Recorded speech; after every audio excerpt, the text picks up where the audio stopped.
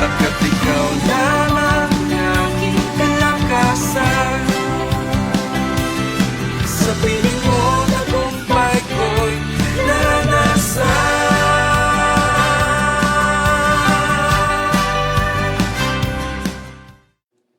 Ay, magandang araw po sa ating lahat. Welcome po sa araw-araw na pagpapala. Hatid sa inyo ng Jesus Christ Saves Global Outreach Church. Ako pala si Pastor Charlie Dakutanan, ang makasama nyo sa oras na ito sa pag-aaral ng salita ng Diyos. Amen. So tayo po muna sumandaling yumuko at manalangin.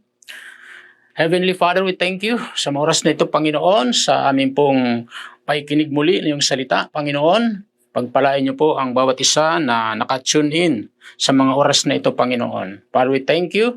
Holy Spirit, we acknowledge you. You are our great teacher sa mga oras na ito, Panginoon. Maraming salamat po, Panginoon. Let thy name be glorified sa kabuuan ng pag-aaral namin na ito na iyong salita. All honor, glory, power belongs to you. In Jesus' name, Amen. Amen. So, purihin ang Panginoon. So, sa araw na ito ay ating pong pag-aaralan ang Book of Luke 19 verse 10. So, pinamagatan ko po ang share ko ngayon. It's about rescue the perishing. Okay, so rescue the perishing. So, yun po ang ating pag-aaralan ngayon. So, basahin po natin yung Luke chapter 19 verse 10.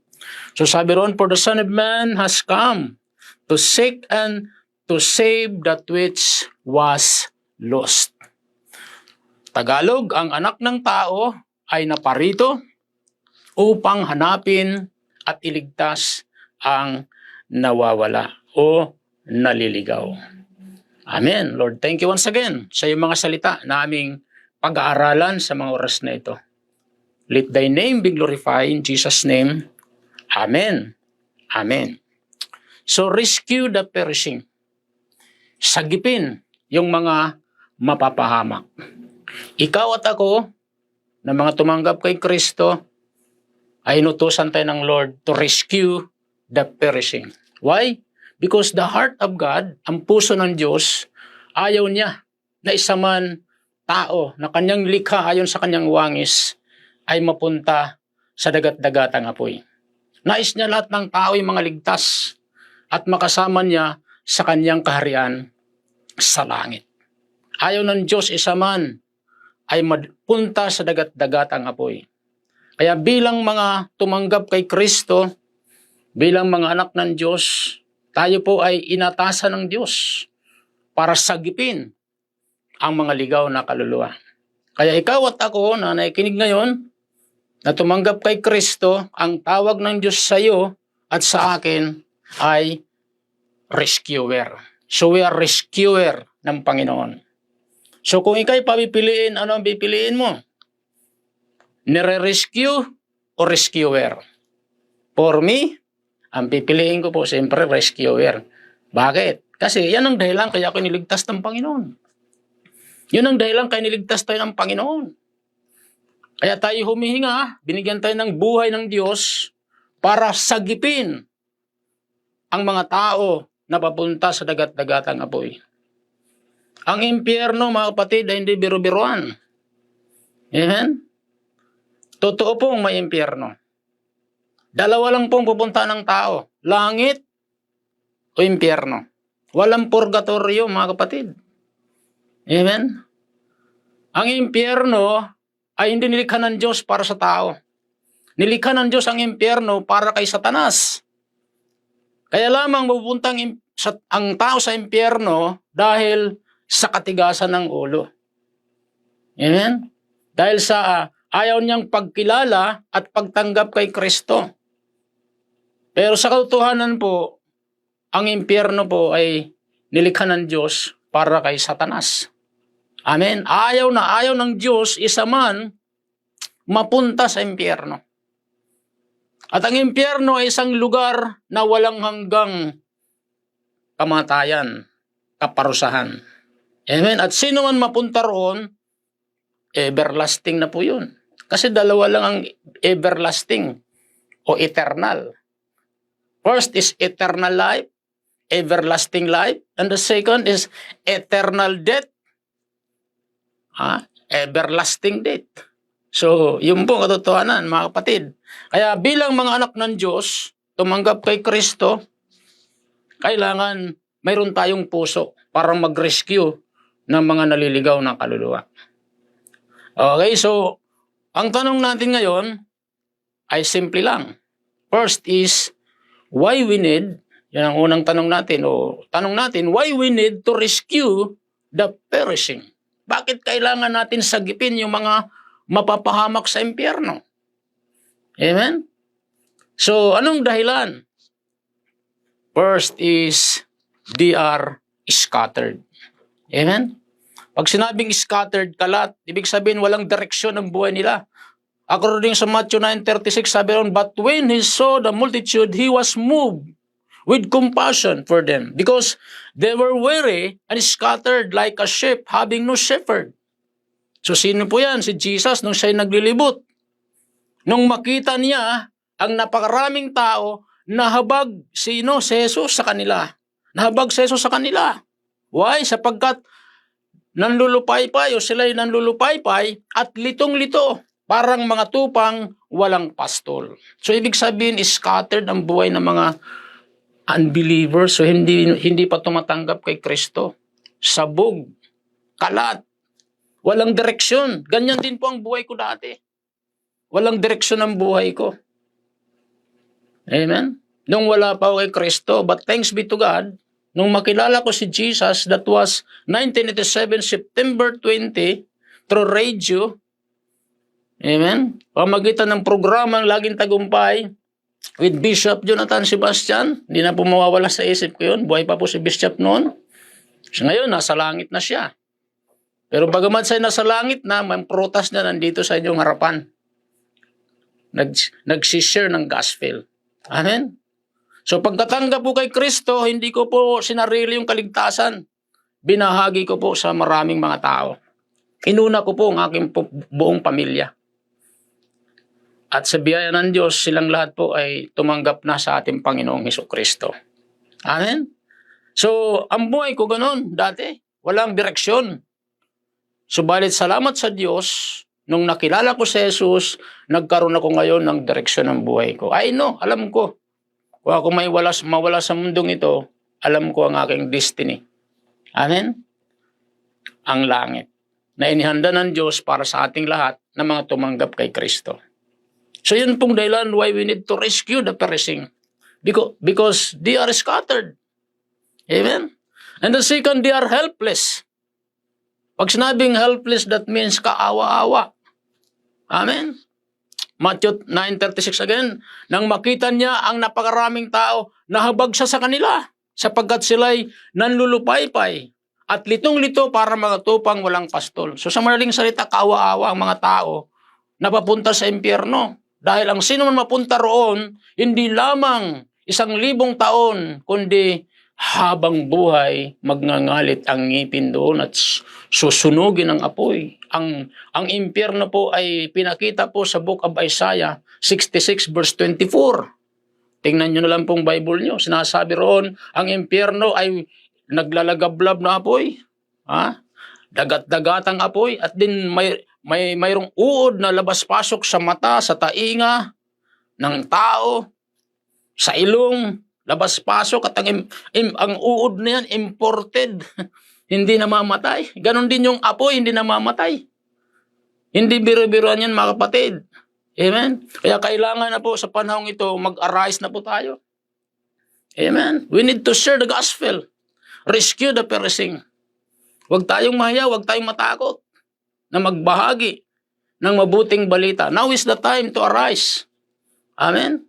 Nagkakagulo ng mundo. Naggigera na ang mga iba't ibang bansa. Kaya panahon na parang kumilos ang Iglesia ng Diyos, ang Church ng Panginoon. Amen? Ang iyong lingkod nung araw, mayayain po ako. Amen? Pero nung natanggap ko po ang Holy Spirit, okay, at ako'y nakakilala ng lubos sa Panginoon, wala pa ako kinakatakutan kahit sino ay makaharap ko ay talagang binabahagi ko ang salita ng Diyos. Amen? Minsan na-encounter ko yung may-ari ng Cash and Carry sa Manila. isang big time millionaire. Okay? Yung may-ari ng Quezon Carry na building sa Manila, marami siyang ari-arian, marami siyang building sa Makati, sa San Juan. Na-encounter ko siya. Chinese po yun. Chinese siya. And then, kasama ng kanyang mga gwardya. So, hindi pa ako nayang i-share ang gospel. At sa biyaya po ng Panginoon, tumanggap po siya sa Panginoon. 10 ng kanyang mga gwardya. Kaya hindi tayo dapat mahiya to share the gospel. Okay? So, yun po ang dahilan. Kaya, kailangan natin sila i-rescue. Amen? Third is, their destiny is in hell. Ang kanilang patutunguhan ng impyerno. Amen? Revelations 20 verse 15 sabi ron, and anyone not found written in the book of life was cast into the lake of fire. Amen? Ang ibig sabihin yan? Ang sino man na hindi makikita ang kanyang pangalan sa book of life ay itatapon siya sa dagat-dagatang apoy.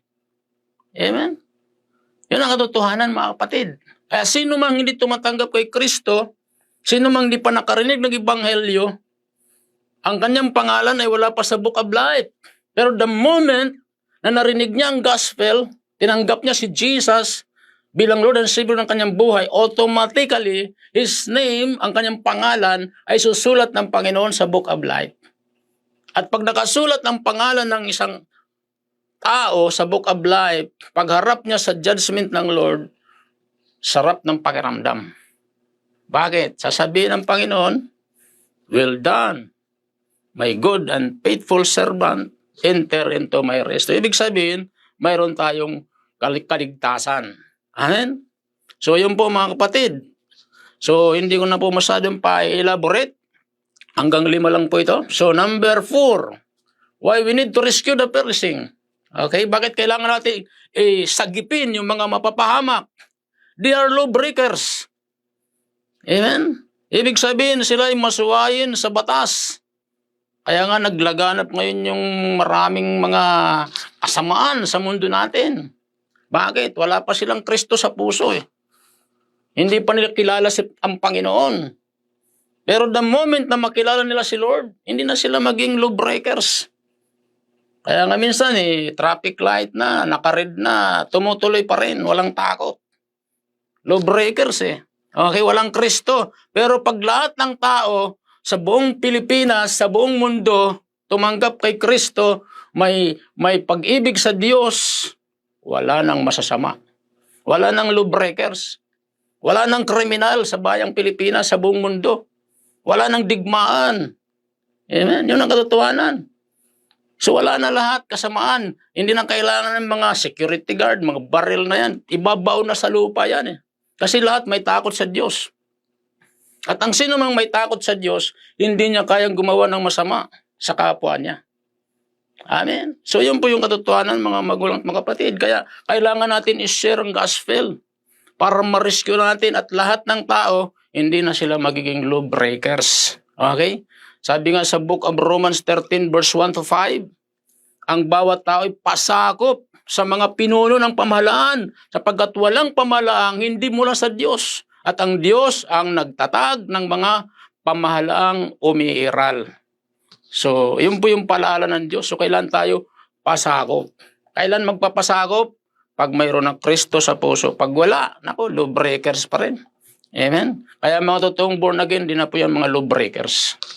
Lastly, panghuli, bakit natin dapat sila rescue? Because they are compromising. Amen? Kaya makikita natin, talamak yung kasamaan sa mundong ito. Bakit? Maraming mga tao, sumasang-ayon lang sa takbo ng mundo. Pero pag may Kristo na tayo sa puso, kagaya tayo ng isdang buhay. Ang isdang buhay, mga kapatid, kahit malakas ang agos yan, sinasalungat niya yung agos. Pero ang isang patay na isda, pagka malakas ang agos, wala, naaanod siya. Di ba? Kaya napaka-importante, mabuhay yung ating spirit. Kaya nga sabi ng Bible sa Ephesians 2 verse 1, dati kayong mga patay sa inyong mga kasalanan. Amen? So, the moment tinanggap natin si Kristo, yung ating spiritong patay, yun muli, mabuborn again, mabubuhay. Kaya, hindi na tayo magiging compromising. Amen? Sa takbo ng mundong ito. Romans 12 verse 2, sabi ron, and do not be conformed to this world, but be transformed by the renewing of your mind, that you may prove what is good and acceptable and perfect will of God. Amen? So do not be conformed to the system of this world. So yun po yung 5 mga kapatid, bakit dapat natin i-rescue? Yung mga nawawala. At siyempre sa ating pagkatapos, inutusan tayo ng Lord to rescue the perishing. Si Jesus pumunta rito sa sanlibutan. Sa ating foundation verse, sabi ron, si Jesus na parito to seek and to save that which was lost. So ganoon din naman tayo. We need to seek and to save that which was lost. Tayo magiging tulay lang ng Panginoon. Tayo maging instrument lang ni Lord. Amen? Para i-rescue yung mga tao na hindi pa nakakilala sa Panginoon. Amen? So habang tayo nabubuhay, habang tayo humihinga, paggamit natin ang buhay natin sa Panginoon. Amen? So purihin ng Diyos. So taas lang po natin ating kamay at tayo po ay sumunod sa isang panalangin na ito. Sabihin natin, Panginoong Diyos na makapangyarihan sa lahat, lumalapit ako sa iyo, nagpapakumbaba sa iyong harapan. Humihingi ako ng tawad sa lahat ng mga nagawa kong kasalanan. Linisin niyo po ako ng banal na dugo. Binubuksan ko ngayon aking puso. Tinatanggap kita, Panginoong Hesus, bilang aking Panginoon at sariling tagapagligtas. Isulat niyo po aking pangalan sa aklat ng buhay. In Jesus' name, Amen. Ako lang po manalangin, Lord. Thank you sa mga oras na ito, Panginoon, sa mga salitang amin na pakinggan. And now is the time to arise bilang yung mga anak o Diyos para sagipin namin ang mga mapapahamak. Salamat o Diyos, mahal na mahal mo ang buong sangkatauhan. Ayaw mo isa man mapunta sa impyerno. Gamitin mo kaming lahat bilang mga rescuer, Panginoon, sa pangalan ni Jesus. Maraming salamat po, yun at may mapagpalang kamay sa lahat po ng mga nakatune in sa oras na ito. Ano man ang kailang pangailangan, katagpuin mo Diyos. Sa pangalan ni Jesus, sugad, na ang kailangan kagalingan, touch their bodies, release your supernatural healing. Ang kailangan ng pinansyal, mag-miracle ka sa kailangan mga financial needs, Lord. We thank you. All honor, glory, power belongs to you. In Jesus' name, Amen. Amen. Thank you very much. Bye-bye.